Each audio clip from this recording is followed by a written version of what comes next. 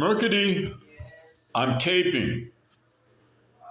Did anybody? Did Mercady? Did you see Robert De Niro? Okay, I'm telling the audience about the King of Comedy, where he's yelling into the other room, "Mom!" I mean, he's just the perfect. He does the perfect. Uh, not perfect. I mean, he's a very good actor because if you saw Mean Streets, he's like Johnny Boy in Mean Streets. He's like one thing, and then in as something Pupkin in King of Comedy, he's like such a different character with such a different experience of life to set up who that character is. And so De Niro, that's why he's such an amazing actor. Okay, so anyway, I'm yelling into the other room, Mercedes. Mercady. And she's like, shut up. And in King of Comedy, just directed by Martin Scorsese. Is it Scorsese or Scorsese? Because every way I say it, there's always an Italian around to tell me I'm saying it wrong. And really, it's because I'm only honorary Italian. I don't have Italian blood. I wish I did. I'm not. But because I just have a great admiration and respect for that little bloodline. But you know what? There's good and bad in every race and bloodline and nationality and cultural group. But the point being that something Pupkin, now who can tell me in comments in the King of Comedy, something Pupkin, what was his first name?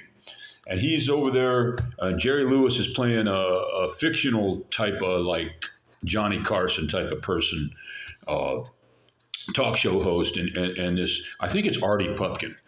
But somebody correct me if I'm wrong in comments. And besides, you know what? Just like and subscribe if you so desire. I kind of would like that, but then again, I don't really care. I do and I don't.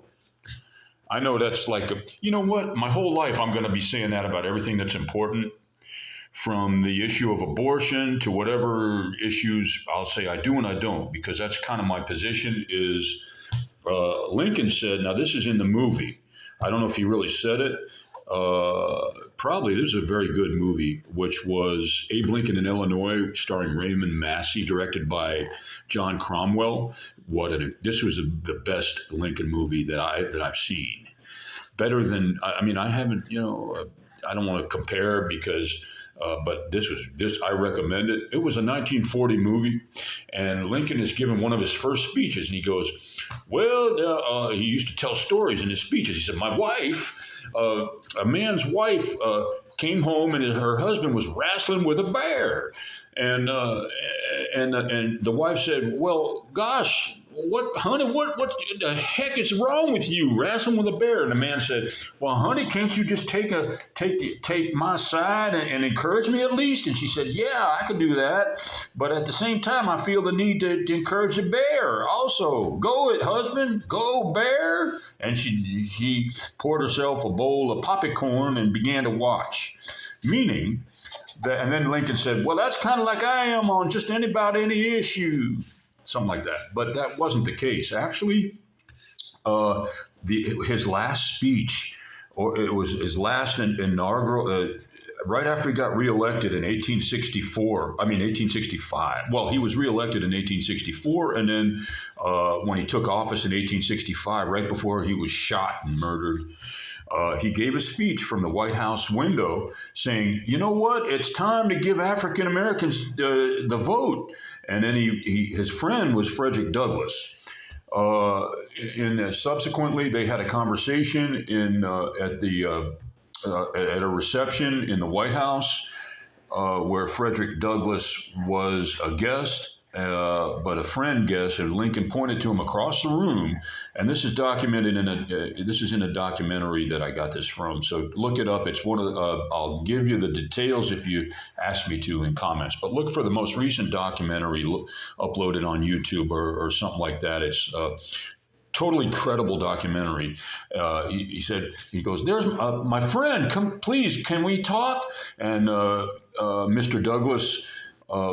Who was an escaped slave, who was he wrote Narrative of a Slave, and he came, and Lincoln really, really wanted to get his approval. So he said, "Well, what did you think of my speech? Where was it okay? Where I wanted what I'm trying to get the thing is that what he was asking for at that time in a position of being president was unheard of. I mean, now it's like, oh, you kidding me? Nobody understands what Lincoln was going through. I don't feel. I mean, not enough people understand. He was pretty daggone great, and it's he had to come from a position in that time and place that people just don't understand. He was a good man. And he was a powerful man for goodness, too. He wasn't just good, he was powerful in his implementation of goodness, and so was Frederick Douglass. I've heard some people say that Frederick Douglass couldn't get past his resentment of the race that had subjugated him and his countrymen, which is quite true. I mean, how can you get past something like that? You basically had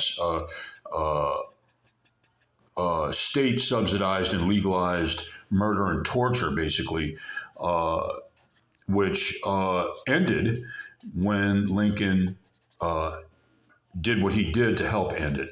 And when Frederick Douglass did what he did in conjunction, and there's just so much stuff happened. Before you comment and like on anything that I just said, I want you to read Narrative of a Slave by Frederick Douglass on November 8th, 2025.